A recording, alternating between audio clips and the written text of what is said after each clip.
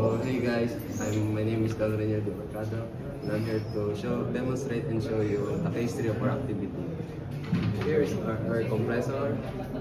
This is our air service unit, our air distributor, a single normally closed push button, and our double acting cylinder. The requirements for this space is that when the normally closed button is pushed, the double acting cylinder will move forward, and when released, it will retract. Now for the connection, first we will use a 6mm hose to connect from the air compressor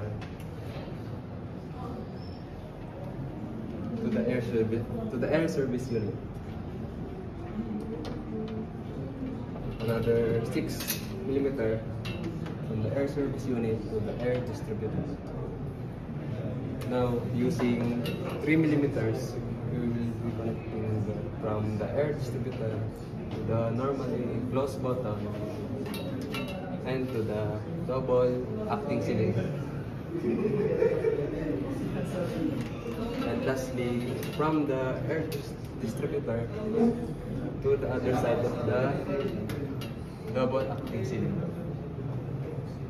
Now, to show the demonstration, first open the air compressor, next the air service unit, and when we push it shall move forward, and if released, it will retract.